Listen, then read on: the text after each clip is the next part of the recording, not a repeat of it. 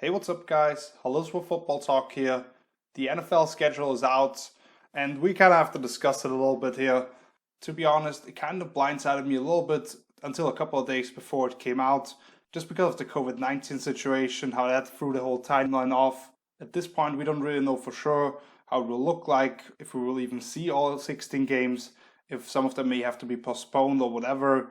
All of these things are still kind of up in the air, but for right now, I looked at the schedule and now want to point out my 10 favorite matchups going into 2020. For this, I looked at certain coaching staffs facing each other, rematches that we might have seen, also some historic significance to some degree, and of course, individual matchups between players. There are really so many great quarterback matchups. And I'm sorry for that language, but I don't want to hear any bullcrap about how quarterbacks don't face each other, actually, how they're playing against the other team's defense. That is obviously the case, but it's still the quarterbacks going back and forth trying to put up points, and they are the single most significant factor in a team's success. So I tried to pick my 10 favorite games of the 256 on the schedule, the ones that I already have circled on my calendar. Plus, I couldn't help but put quite a few honorable mentions together before I get into the actual list. So let's start with that right away. So I got 8 games here for my honorable mentions. Kind of running through them a little bit real quick. You got the Packers going to the Saints in week 3, Sunday night football game. Pretty obvious on here. You have Aaron Rodgers against Drew Brees, who've battled for league MVP a couple of years. And these are two teams that went 13-3 last season. This year, even though both of them definitely have some tight competition in their respective divisions, the result of this matchup could definitely influence the playoff seeding ultimately, and also in terms of tiebreakers. Why didn't I put it on there? First of all, I don't like these games to be that early. I've preferred to be a little later, which is kind of a theme throughout this whole schedule. But more importantly, it's a matchup that I had remembered as more of a glorious one. Hasn't been that necessarily. We actually haven't seen them go up against each other since 2014, with Rodgers being at the helm as well. And that was a 21-point victory for the Saints. Then another one where the Packers are involved, traveling to San Francisco, week 9 for a Thursday night matchup. Already had a similar one last year on a Thursday night before they met each other in the NFC title game. Packers are seeking revenge after being blown out twice basically by a combined score of 74-28. It will be interesting to see, can the Packers finally slow down that rushing offense that the 49ers present? And can Aaron Rodgers come up with some big plays against that stingy defense? But to me, we've just seen this story twice already. When the 49ers really get rolling, the Packers can't really match them physically, and the games kind of become one-sided. Rodgers didn't get much help in terms of wide receivers this offseason, and the Packers didn't add much beef to their D-line, so I'm not looking for potential blowouts here. Then you have the Bengals traveling to Miami in week 13, early kickoff game. Definitely not the two best teams in the league necessarily here, but these are two rebuilding teams, and while the Dolphins are certainly ahead in that process, the Bengals are kind of intriguing with the number 1 overall pick, Joe Burrow, being brought in. And both these teams at that point of the season kind of want to ensure that they're not picking the top 5 again. More importantly, however, you have Burrow and potentially Tua Tagovailoa coming in as a rookie, battling it out. And we already saw this story in college football when Alabama hosted LSU in a 46-41 shootout that the Tigers came on top out of. But still, these could be pretty bad teams once again. I think the Dolphins could be much improved, but still, Vegas has their over-under at 5.5 and 6 respectively. Those are 2 of the 5 worst marks. And in addition to that, we just don't know for sure if Tua will even be playing at that point, as Miami may want to redshirt him actually. And unless they find a way to meet each other in the Super Bowl, this is basically the only time we will see Patrick Mahomes and Drew Brees battling it out. Both these offenses should rank in the top 5 again at that point of the season, and they will most likely be trying to secure their playoff seeding. So it will be interesting to see how much pressure can the KC defense put on Brees on the interior, while that retooled Saints secondary will try to stick with those track stars that the Chiefs have. However, I just couldn't find a way to quite fit them in. I thought there were 3 games that the Chiefs were involved in that I thought were more intriguing. An interconference matchup at that point of the year, no real tiebreak implications, and you have that game right after it, Sunday night. Also some meaningful divisional clashes in week 16 and 17. So I wanted to put it on there, couldn't quite find a way to fit it in though. Then the 49ers and the Cowboys also in week 15, that Sunday night game that I already referenced. Classic playoff rivalry renewed from the 80s and 90s. The teams didn't play at the same level last year, with the Niners obviously going to the Super Bowl and the Cowboys not even being able to beat the limping division rival Eagles to secure the East. But two of the more complete rosters, two of the more talented teams, and you have an offensive mastermind in Kyle Shanahan versus on the other side you have Mike McCarthy. We're still figuring out, has he found ways to be a little more unpredictable, a little more creative with his offense? That'll be interesting. But San Francisco had a dominant defense last year, and the Cowboys just didn't have that. We'll see how much changes they make to the defense. But if they're similar to last year, I think Shanahan will find a way to dice them up. And they did lose Byron Jones and Robert Quinn. You saw Dak Prescott, that offense put up some big numbers in 2019, but they also struggled in some big spots, and I can't quite give them the benefit of the doubt at this point. Again, not a lot of people will be looking at. I'm kind of intrigued by. Don't know for sure why it's on the early slate here. Week 16, the Colts traveling to Pittsburgh. You obviously have the two remaining quarterbacks from the 2004 draft class with Phil Rivers and Ben Roethlisberger. What I'll be even more interested in is what many people consider the best offensive line against the best defensive line in football. That battle in the trenches I can't wait for. Unfortunately, we just don't know, is Roethlisberger even healthy Week 16? Can Rivers rebound from a pretty bad season last year? I personally have them both being part of the playoff race, but there are definitely some question marks around these teams. We just don't know if we'll get that high-class game. Another Week 16 game, Eagles at Cowboys, obviously NFC East battle. If it's anything like the last few years, this could be the game that decides the division. We saw it already in 2019. Same stakes, Week 16, Sunday night game at that point. The Eagles coming out victorious here. Vegas at this point has them both projected at 9.5 wins, and I think it will be a tight race for the division. But the reason I didn't put them on, when you look at these last few matchups, when has it really been a quality watch? In the history of the series, these last few years, one team just always seems to come out flat. In the last 7 matchups they've had over the 3 years plus, only 2 of them have been decided by fewer than 7 points. So yeah. And the final one, Seahawks at Niners, Week 17. Once again last year, great series between the two.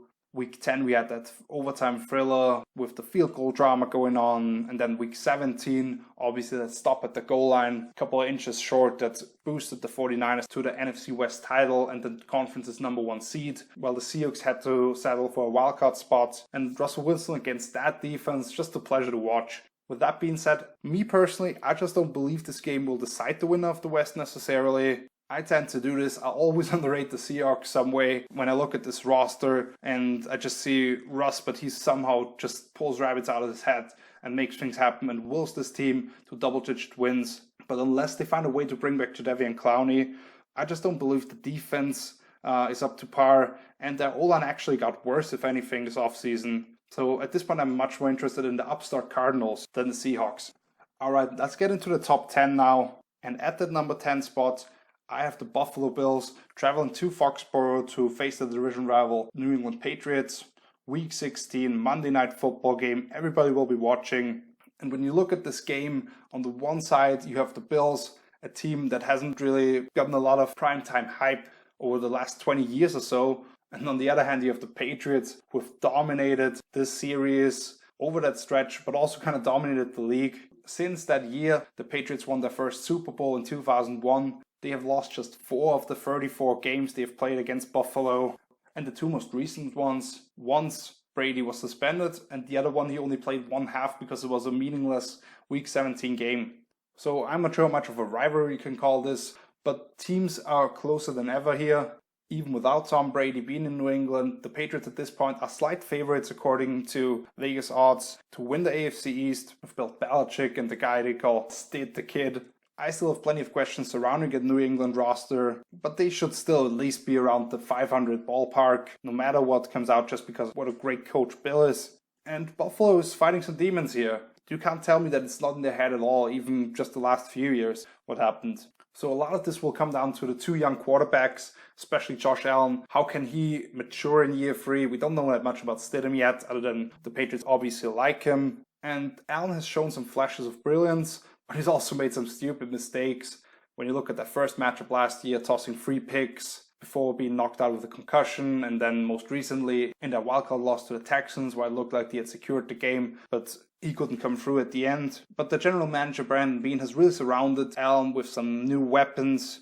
We had the Stephon Diggs trade and some receivers in the draft. And that definitely was necessary because you saw those Patriots defensive backs blast the Bills receivers. And then on the other side, you have a first-year starter in Stidham going up against one of the most well-coached defensive in the league that already gave some trouble to the Patriots with Sean McDermott calling the shots. So it's really about, can the Bills finally snatch that crown for the AFC East away from the Patriots and possibly pull a little hold to this dynasty that they've been building. Next up, I have another divisional clash at number 9 with the Cardinals going to Seattle. The second game they will play against each other as well. And to me, the NFC West might be the most intriguing divisions in all of football.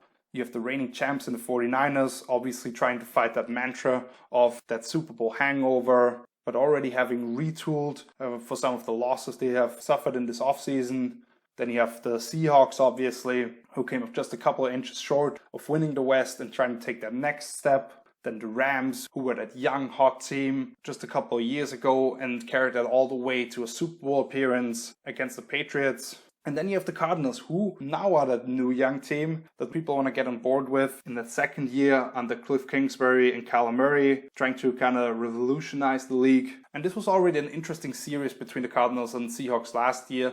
When you look the first time, Cardinals got kind of stomped 27-10 in Arizona, but then they came back in week 16 and really put a bumper on the Seahawks in a 27-13 upset at Central Link Field. You have a perennial MVP candidate in Russell Wilson against the reigning Offensive Rookie of the Year in Kyler Murray, being compared quite a bit, and I think will both be in the race for the MVP potentially. And both these quarterbacks are going against kind of suspect defenses, both ranked bottom 10 in yards and points allowed respectively. The Cardinals have definitely improved on that side of the ball, with 8th overall pick Isaiah Simmons being kind of a chess piece they can maneuver all over the board. And then on day 3, they added some beef on the D-line, being able to stop the run more consistently. The Seahawks, on the other hand, might have actually gotten worse.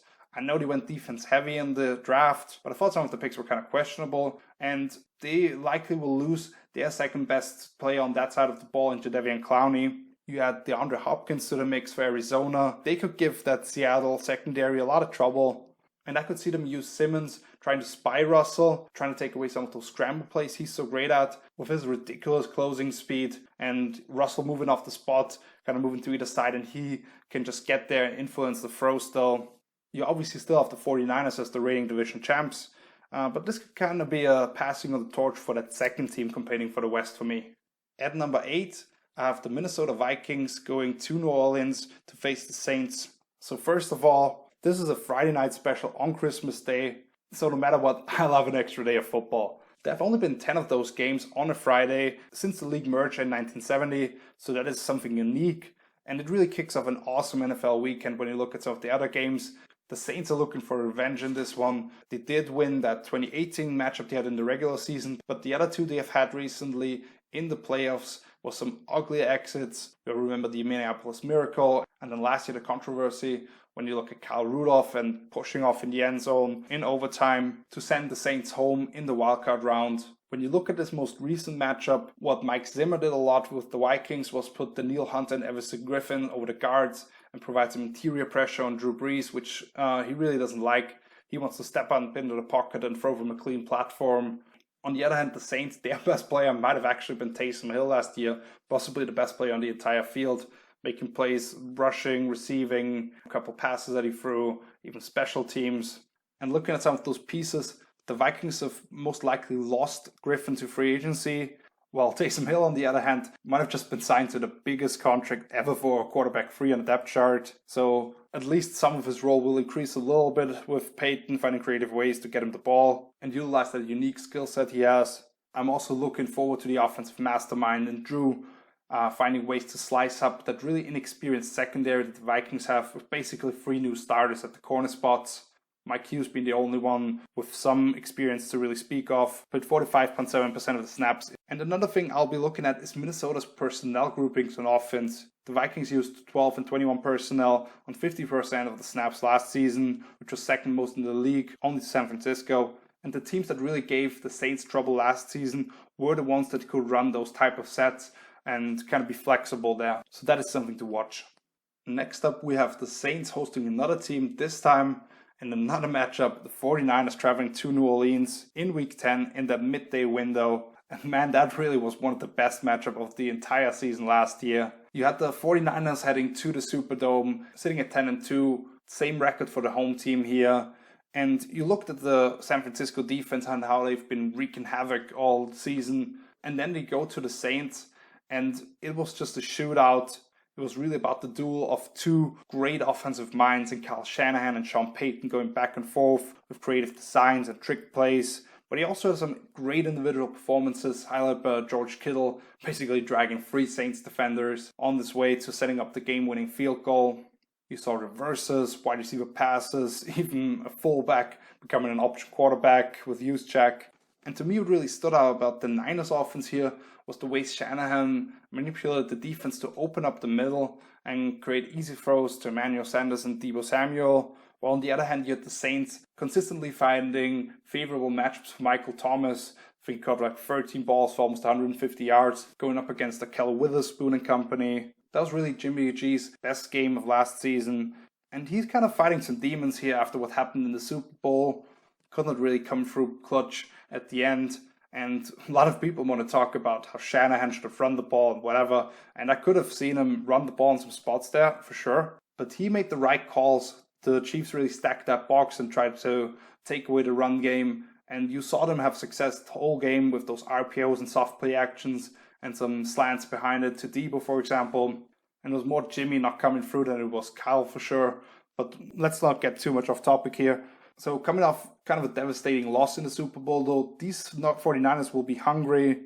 And they basically replaced all the players they did lose this offseason with similar ones, with Trent Williams taking over at left tackle for Joe Staley, their first-round pick Brandon Ayuk now in for Emmanuel Sanders, and their earlier first-rounder Javon Kinlaw stepping in for DeForest Buckner. The Saints, like I mentioned already, they have somewhat of a bit of taste in their mouth themselves, though, after exiting the first round of the playoffs against the Vikings. For most of last season, a lot of people looked at these two teams as the frontrunners in the NFC, and it looked like they were on pace to meet in the conference championship game. This year, Week 10, it will be a huge test for both of them and could have a big influence on the playoff seeding ultimately. One of the advantages the Niners have here, even though they have to travel to New Orleans, obviously, they are heading into the bye week right after that. And a game that a few years ago maybe nobody would have watched, but has become one of the more intriguing ones now, is the Chiefs at the Buccaneers, Week 12, another one of those midday kickoffs. And when you look at the Patriots and Chiefs matchups these last 2 years, it was more about Bill Belichick kind of playing chess with Patrick Mahomes and try to keep him off balance. But you can't deny that Brady and Mahomes is a very intriguing storyline. And we're really lucky to see Brady switch conferences the year that they still will face Mahomes. And we still get that battle of an all-time great against the young phenom here. Brady and New England did come away with the first 2 wins in 2018, including that epic AFC Championship game. But last year was the Chiefs trying to avoid the comeback actually by the Patriots. Brady went 19 of 36 for under 200 yards, 1 touchdown, 1 interception. And the Bucs obviously are a different team. But when you look at the offense, the Patriots last year really were devoid of talent at the wide receiver position. And that has really changed around now for Brady. When you look at Mike Evans and Chris Godwin as maybe the premier receiving duo in the league. To go with a talented group of tight ends, which now has also added Brady's old buddy in Rob Gronkowski.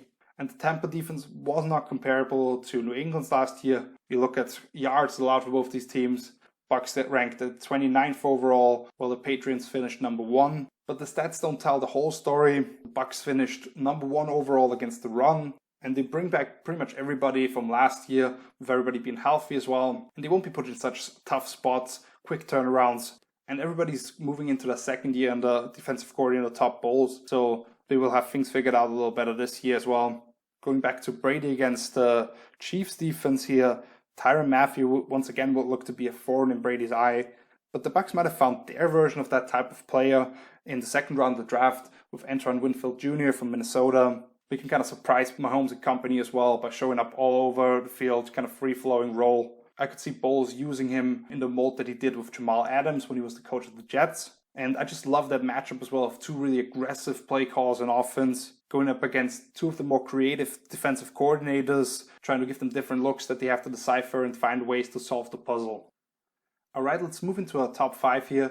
And at the number 5 spot, we have one of the really great rivalries over the last decade plus, and the Baltimore Ravens and the Pittsburgh Steelers, that AFC North clash to wrap up Thanksgiving. And when you look at these two teams, most people will not think of them in the same light, with the Ravens obviously just having been the number 1 overall seed in the playoffs at 14-2, and the Steelers losing their last 3 games to not quite make it into the playoffs. But a lot of that with the Steelers had to do with the worst quarterback play in the league. And now we have Ben Roethlisberger returning and trying to be his usual self. If he can do that, there's a lot to like about this team.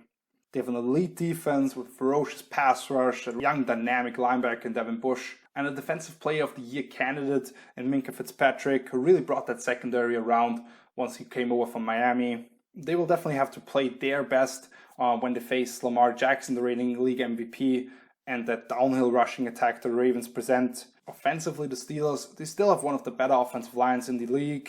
When you look at that third round pick, Anthony McFarland out of Maryland, has been kind of that change of pace guy with home run ability, to go with another one of their draft picks from last year, Benny Snell, who was really a physical in between the tackles runner, and James Conner, who had a rough season last year because he wasn't healthy for most of the season. I never was a huge believer in, maybe like some other people did after that breakout season he had. But when healthy, and if he can stay healthy with less touches, he can definitely be a quality back for them. And then a bunch of young talented receivers around Juju with Deontay Johnson and James Washington, and then this year's second round pick, Chase Claypool out of Notre Dame. So it'll be interesting to see how they utilize all those guys. And they will have to learn pretty quickly because they are going up against the premier trio of cornerbacks with the Ravens, with Marlon Humphrey, Marcus Peters, and Jimmy Smith. Baltimore has also retold their D-line with Calais Campbell and Derek Wolfe being brought over, two really good veterans to keep a guy like their first-round pick, Patrick Queen from LSU, clean, allow him to run around and make plays. But looking at last year's schedule, Lamar did have his worst showing of the year at Heinz Field. Ravens still found a way to pull off the W in overtime, but that was more thanks to nothing in the passing game from Mason Rudolph. The Ravens have added some quick strike weapons on offense to support the reigning MVP when you look at a guy like Devin Duvernay playing in the slot and J.K. Dobbins, who has the big playability as well. But the Steelers, on the other hand, they go from incapable backups to a Hall of Fame level quarterback. The Ravens should definitely be considered the favorites here, but watch out for the Steelers. They could be a pretty good team this year. And to get such a physical, scrappy brawl to finish up Thanksgiving, it's better than any sweet potato pie in the world to me. Moving along at number 4 here, another divisional showdown in the New Orleans Saints and the Tampa Bay Buccaneers, Week 9, Sunday Night Football. They already match up in Week 1, and that will be very interesting to see as well how the Bruce Arians offense looks like with Brady in it now. Do they build some of a hybrid with that vertical nature that Arians wants to run the passing game, and then Brady was more of that quick trigger guy? But to me, the rematch between these two teams in Week 9 makes for an even better game because both teams have kind of got the rhythm at that point, and we have a little bit of a better idea of who these teams really are. Last year, the Bucs already were the number 1 passing offense quietly and finished third in points scored. But obviously, we know James Winston, all that 30 for 30 stuff, turned the ball over at way too much higher of a rate, and they only finished 7-9. Brady definitely won't push the ball down the field quite as aggressively as Jameis did, but we will also be better at managing the game, playing situational football, not turning the ball over, and even outside the quarterback position, that offense has improved when you look at additions at the running back and the receiver drafted.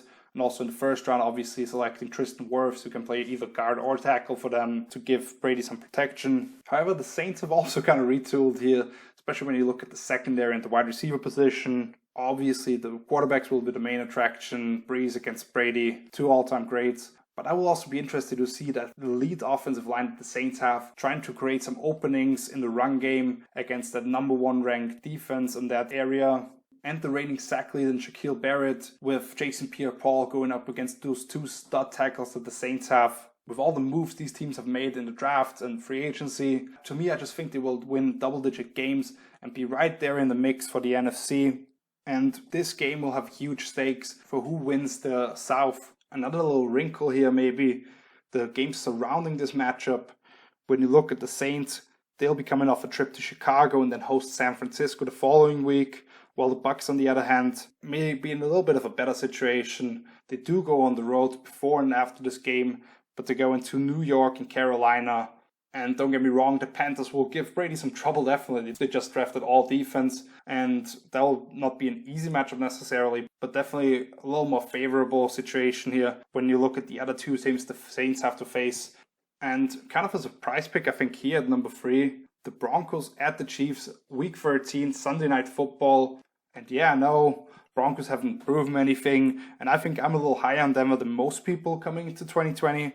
But looking at this roster, I think they will surprise some people with how good they actually are. That group of skill position players is so damn talented now, with wide receivers Jerry Jeudy and KJ Hamler being quite in the draft. And they also really upgraded the interior of that offensive line, with Graham Glasgow being brought in free agency, and then LSU centers Lloyd Cushenberry being a steal in the 3rd round. And that Broncos defense has already given Patrick Mahomes some trouble in 2018, maybe not last year, kind of still figuring things out, being banged up to some degree. And they did lose Chris Harris and Derek Wolfe, but they also acquired Jarrell Casey, AJ Bouye, and some interesting rookies. And most importantly, they are getting back Bradley Chubb, who I thought would have a monster year last season. Just from the limited snaps I saw in preseason, he was whooping ass out there.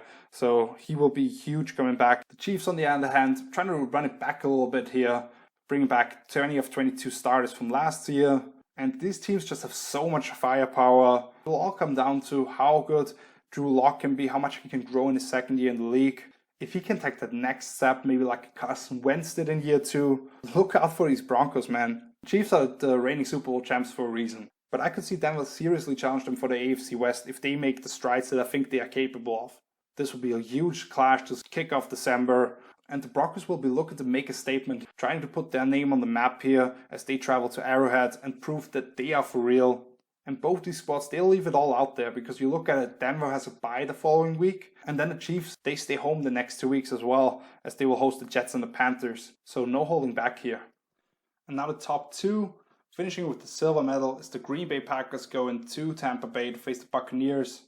And not very often have we gotten the pleasure of seeing Aaron Rodgers and Tom Brady battling it out. Actually, we've only seen them go against each other twice in their career, as Rodgers entered the starting lineup for the Packers in 2008 and missed their matchup 2 years later. Rodgers and company did win in 2014 when they were hosting the Patriots, but then the home team equaled the series 4 years later in Foxborough.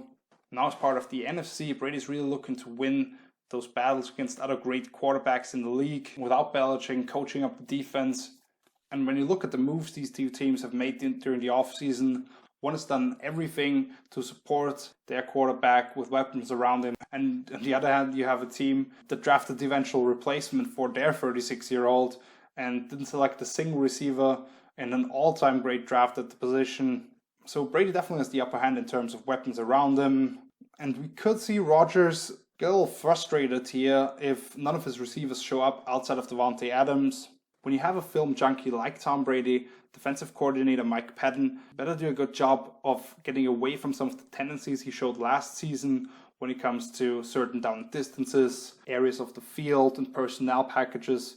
Watching some of the tape, you get to figure out some of the stuff, which kind of coverages he's going to call in certain situations. So he has to throw some change-ups in there to keep Brady off balance, because if he doesn't, we see Brady slice up some of those defenses.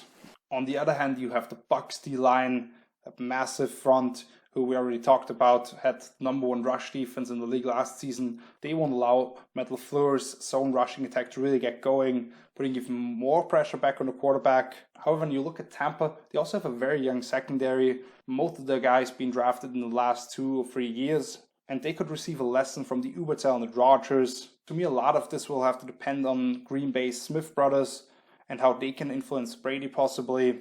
Plus, can anybody else other than Kenny Clark emerge as somebody who can push the pocket on the inside? The one advantage Green Bay does have is they are coming off a bye week at that point, while Tampa is in the middle of a 3 out of 4 game away stretch. So rest will definitely be a factor here in determining the outcome of the game. And number 1, the game I'm looking forward to the most, very early on, Chiefs going to Baltimore. And it's really only a couple weeks into the season, we get to see the AFC Championship that never was. Baltimore's really riding high on that league best 14-2 record coming into the playoffs as the number 1 seed, but then suffered a disappointing loss to the Titans in the divisional round. You look at Kansas City on the other hand, they needed some help down the road with Miami beating New England in week 17 and them having to win out to secure that first round bye and finish behind the Ravens as the number 2 seed. And once again this season, this could really be a preview of the AFC Championship game because both these teams are locked and loaded. You have the 2 most recent league MVPs with Patrick Mahomes and Lamar Jackson. And at this point, Mahomes stands at 2-0 against Lamar. However, this time around, the Chiefs will have to travel to M&T Bank Stadium, where the Ravens have lost just once over these last 1.5 seasons, with the new young dynamic passer at the front. The KC defense really turned it on late in the year with some timely stops and takeaways. And that's exactly what cost Baltimore a chance to compete for the AFC title, as they were stopped twice by Tennessee on 4th and 1 after having been almost perfect throughout the regular season. And they also turned the ball over 3 times in the matchup, which is not something they did a whole lot of. I don't think that one game really tells the story about that Baltimore offense. And I didn't think Lamar had a horrible game. It was more about some of his receivers dropping passes pretty badly. And they have added some game breakers around him in the draft. When you look at a Devin Duvernay in the slot or J.K. Dobbins out of backfield who can take it the distance. But Kansas City has also brought in another piece in Clyde Edwards-Helaire, the LSU running back, who I think could be an X factor in that matchup, because he gives them a physical presence in the run game, and he will help them convert in some crucial situations, being able to just will his way to a first down, drag guys on his back, and fight for extra yardage, but also make a defender miss then out of nowhere. To me, this matchup could really determine or give us an early picture on who the front runner for the conference could be. And it will really come down to this. Can Mahomes pull another rabbit out of his hat once again? Even though the Ravens are all over him with all those different pressure packages, but he just runs around and puts the ball to a spot where one of his receivers can run underneath it. Or is it Lamar this time around who can put a stamp on that series and really give us a preview of what could be over the next decade or so between those two guys? So that is my list of my favorite 10 games of the 2020 NFL season. And I know I cheated a little bit. Altogether, I included 18 games. But there's just so many great games on that schedule. And I hope I got you a little pumped for football season once we do finally get there. If you enjoyed this video, I would appreciate if you could leave a like, subscribe to this channel. You can find my social media information down in the description. Follow me there. I'll try to keep you entertained during the off season as we get into this kind of a dark part of the year where not a lot of things are going on. But right now I'm working through some tape and the rosters of all these 32 teams in the NFL and try to point out that one needs they might still have, the biggest one that jumps out to me, that they still need to address to play at their very best next season. So check back in these next 2 weeks when I put out my version on the AFC and the NFC respectively, before we get into some potential breakout players, surprise teams, whatever it may be for the rest of the offseason. So until then, see you later. Peace.